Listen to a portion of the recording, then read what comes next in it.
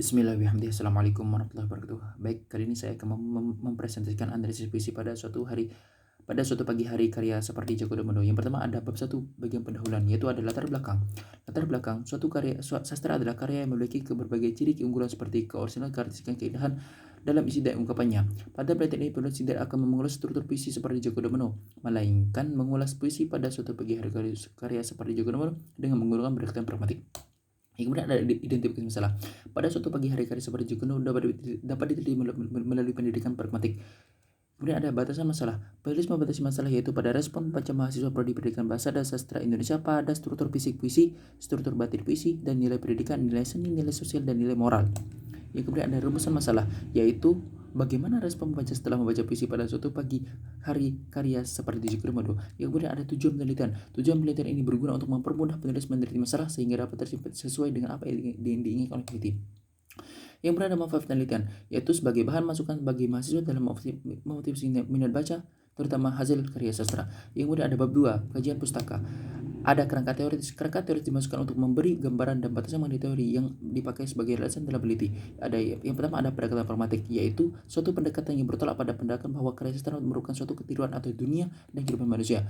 Yang kemudian ciri-ciri pendekatan pragmatik itu karya sastra dapat memberikan manfaat. Subjek pendekatan pragmatik adalah pembaca. Kemudian ada sastra dan manfaatnya. Manfaat sastra yaitu memberikan penglihatan yang mendalam. Kemudian ada 3, pembaca sebagai penikmat karya sastra. Dalam satu seminar Hizki di Malang, Sapardi Djoko Damono pernah ditanya oleh salah seorang peserta seminar tentang pengertian karya sastra. Menurut Sapardi, karya sastra adalah karya yang dimasukkan oleh pengarangnya sebagai karya sastra berwujud karya sastra yang dan diterima oleh masyarakat sebagai karya sastra. Kemudian ada hakikat puisi, jenis-jenis karya sastra, yaitu ada puisi lama, puisi modern, dan puisi baru. Kemudian ada bentuk dan struktur puisi. Struktur fisik puisi adalah unsur pembangunan puisi dari luar. Struktur batin puisi atau struktur makna merupakan pikiran perasaan yang digunakan oleh penyair. Kemudian ada kerangka konseptual. Pada kerangka konseptual menyajikan konsep-konsep dasar yang sesuai dengan permasalahan yang dilaksanakan. Pernyataan penelitian berdasarkan kajian teori dalam kerangka konseptual. Pernyataan penelitian ini adalah terdapat pada perbedaan respon penyataan puisi pada suatu pagi hari karya seperti Joko Damono. Kemudian ada metode penelitian. Lokasi dan waktu penelitian ini berlokasi di program pendidikan sastra Indonesia. Populasi dalam penelitian ini adalah teman-teman Universitas Hamzah yang berjumlah 7 orang. Sampel untuk penelitian ini mengambil sampel dengan teknik purposive sampling. Yang penting ada metode penelitian. Metode yang digunakan dalam penelitian ini metode deskriptif, yaitu metode dengan cara mengumpulkan data, mendeskripsikan data, dan selanjutnya menganalisis data. Kemudian ada variabel penelitian. Ada variabel adalah tanggapan pembaca puisi pada suatu pagi hari karya seperti Joko Damono. Kemudian ada definisi operasional. 1. Sastra adalah inspirasi kehidupan yang dimaterikan dalam sebuah tulisan yang mengandung unsur keindahan. 2. Analisis adalah kegiatan penelitian yang dijalankan dalam rangka usaha mencapai tujuan yang maksimal. 3. Puisi merupakan karya sastra yang mengungkapkan pikiran dan perasaan. 4. Telah puisi atau analisis puisi dapat dilakukan dengan berbagai model. Yang kelima ada pendekatan pragmatik adalah pendekatan yang memandang karya sastra.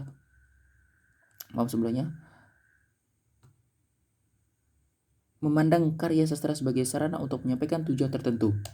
Kemudian ada instrumen penelitian. Untuk memperoleh data yang dibutuhkan dalam penelitian ini digunakan cara mengumpulkan data yang sesuai dengan apa yang digunakan peneliti. Ada teknik analisis data. Yang pertama, mencatat skor jawaban responden, mentabulasi hasil jawaban responden, mencari persentase hasil jawaban responden dengan rumus, dan menafsirkan hasil persentase. Kemudian ada bab 4, ada penutup, yaitu simpulan. Setelah membahas permasalahan yang tidak dapat dikemukakan, kesimpulan bahwa terdapat puisi perbedaan ke mahasiswa program pendidikan sastra Indonesia, yaitu puisi ini memiliki tema menarik dan perasaan yang menarik ketika membaca puisi. Terdapat suasana isi puisi dan aman yang terkandung dalam puisi ini menarik. Dari beberapa mahasiswa program studi bahasa dan sastra Indonesia mau menanggapi bahwa penggunaan diksi, kata konkret, bahasa irama dan penyampaian dalam puisi pada suatu pagi hari karya seperti Joko Damono sangat menarik, dan sebagai menanggapi menarik, tidak menarik, dan kurang menarik. Tanggapan pembaca dari segi nilai pendidikan, nilai sosial, nilai estetis, dan nilai moral dalam puisi sangat menarik, dan sedikit yang menanggapi tidak menarik dan kurang menarik. Kemudian ada saran, yaitu bagi mahasiswa program studi pendidikan bahasa dan sastra Indonesia perlu penelitian selanjutnya lanjutan mengenai pendidikan pragmatik.